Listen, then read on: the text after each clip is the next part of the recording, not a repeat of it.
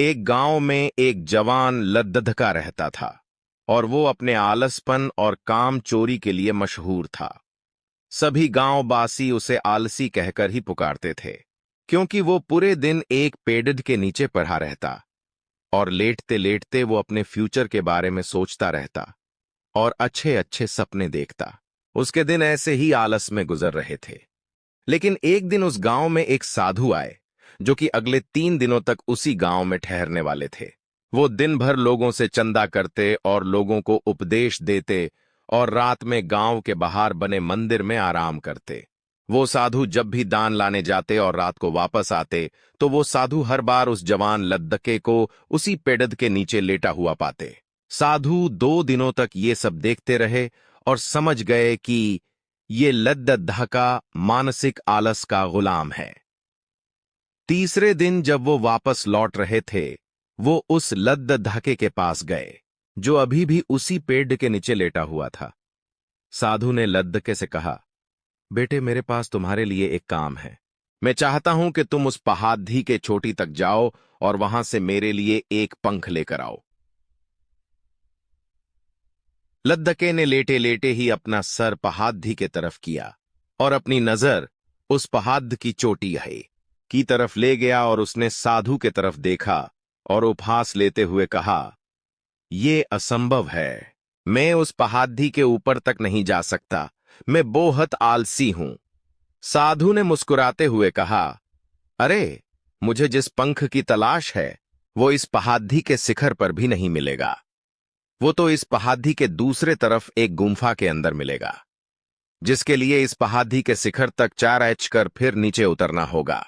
लेकिन वो कोई साधारण पंख नहीं है। वो ऐसा पंख है जिसे तुमने कभी नहीं देखा होगा। वो पंख रेयर लेकिन सुंदर पंख है जो रोशनी बिखेरती है। साधु के इन बातों से उस लद्दधके के अंदर एक्साइटमेंट हच गई। उसने आज से पहले ऐसे पंख के बारे में कभी नहीं सुना था और ऐसे रोमांचक सफर के बारे में सुनकर वो अंदर ही अंदर एक्साइटमेंट हो गया था। इसीलिए उसने साधु के चुनौती को कबूल किया और वो पहाड़ी की तरफ चल पड़ा। लेकिन चढ़ाई बहुत लंबी और मुश्किल था। जल्द ही लद्दके का शरीर थकने लगा। सांस फूलने लगी और शरीर से पसीना बहने लगा। लेकिन फिर भी उसने चलना जारी रखा। वो जैसे जैसे ऊपर और ऊपर चढ़ता गया, उसे खुशी महसूस होने लगी, जिसे उसने आज से पहले कभी महसूस नहीं किया था। आखिरकार जब वो कड़ी मेहनत और लंबे कोशिशों के बाद पहाड़ी के शिखर पर पहुंचा, तो वो पूरे तरीके थक चुका था, लेकिन वो बहुत खुश था। उसे अंदर से आत्मसंतुष्टि का एहसास हो रहा था। उसके चेहरे पर योद्धाओं जैसी मुस्कान थी, जैसे उसने कोई युद्ध जीत लिया हो। फिर उसने पहाड़ी के शिखर से नीचे देखा। उसके सामने एक बहुत ही मनमोहक नजारा था। लेकिन असली चुनौती आगे थी, क्योंकि उसे फिर उस पहाड़ी से नीचे भी उतरना था और उस गुम्फा को भी ढूंढना था जिसमें पंख मिलने की बात कही गई थी। नीचे उतरना बहुत ही ज्यादा मुश्किल और खतरनाक था, क्योंकि ढलान ज्यादा गहरी थी और चढ़ाई के समय लद्दहा बहुत बार लद्दह खड्डाया और गिरा भी था, तो वो डर भी उसके अंदर था। लेकिन साधु को वो पंख लाके देने के वादे की वजह से वो लगातार आगे बढ़ता रहा। काफी खोज, मुशक्कत और केडी ही मेहनत के बाद जब वो अंत में गुम्फा तक पहुंचा, तो उसने देखा कि पंख वहीं पर रहा हुआ था, जो के ऊपर एक बड़ी डिधी सुराख से आने वाली रोशनी की वजह से चमक रहा था। फिर उसने उस पंख को उठाया और उसके सुंदरता को देखता ही रह गया। वो काफी देर तक पंख को ही घूरता रहा, लेकिन फिर अचानक उसे याद आया, मुझे तो अभी वापस भी जाना है। उसने खुद के तरफ देखा। वो पूरी तरह से थक चुका था और वो चिंता में हच गया कि वो पहाड़ में कैसे चढ़ेगा और वो साधु तक पंख कैसे पहुंचाएगा। एक पल के लिए उसने हार मानने के बारे में सोचा, लेकिन उसे वो खुशी और गर्व की भावना की याद आ गई जो उसने पहाड़ी के शिखर पर पहुंचकर महसूस किया था। उसे एहसास हुआ कि उसके अंदर इस सफर को दोबारा पूरा करने की ताकत और मजबूती है। वो दोबारा पहाड़ी पर चढ़ने लगा। उसके मांसपेशियों में दर्द हो रहा था और कमजोरी की वजह से पैर कांप रहे थे, सांस फूल रहे थे। वो कई बार लद्दख कर गिर भी पड़ा, लेकिन उसने हार नहीं मानी। वो खुद को आगे बढ़ाने के लिए लगातार मोटिवेट करता है।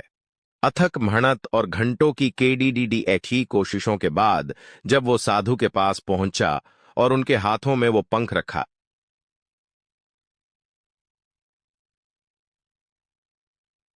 तो उसके खुशी का ठिकाना न रहा। उसे महसूस हुआ कि उसने आज अपने आलस पर काबू पा लिया है और कुछ बढ़िया करके दिखाया है। उसके चेहरे पर इतनी खुशी और संतुष्टि का भाव देखकर साधु मुस्कुराए और बोले, बहुत बढ़िया मेरे बच्चे। आज तुमने जीवन का बहुत ही महत्वपूर्ण सबक सीखा है कि आलस कोई ऐसी चीज नहीं है जिसे स्वीकार कर लिया जाए, बल्कि आलस एक चुनौती है जिसे दूर करना होगा। ये एक बाधा है जिसे पार करना होगा, और आलस को खत्म करने के लिए तुम्हें अपना पहला कदम उठाना ही होगा। अपने मकसद के तरफ चलना ही होगा, और तब तक चलते रहना पड़ेगा जब तक तू अपनी मंजिल को हासिल नहीं कर लेता। लद्दके ने साधु के शब्दों की गहराई और उसके मकसद को समझते हुए हां में अपना सर हिला दिया। आज उसे एहसास हुआ कि वो हमेशा ही बड़ी और महान चीजें करने में काबिल था, लेकिन उसके आलस ने उसे रोक रखा था। अब वो जानता था कि उसके पास अपने रास्ते में आने वाले किसी भी बाधा को वो दूर करने की ताकत और मजबूती है। इसके बाद साधु ने उस लद्दके को आशीर्वाद दिया और उस गांव से चले गए। इस कहानी से सीखने वाली बात यह है कि मकसद इम्पॉसिबल लगने के बावजूद भी अगर हम उसे पूरा करने के लिए खुद को आगे बढ़ाते हैं, तब हम अपने अंदर ऐसी ताकत और मजबूती की खोज करते हैं जिसके बारे में हम कभी नहीं जानते थे।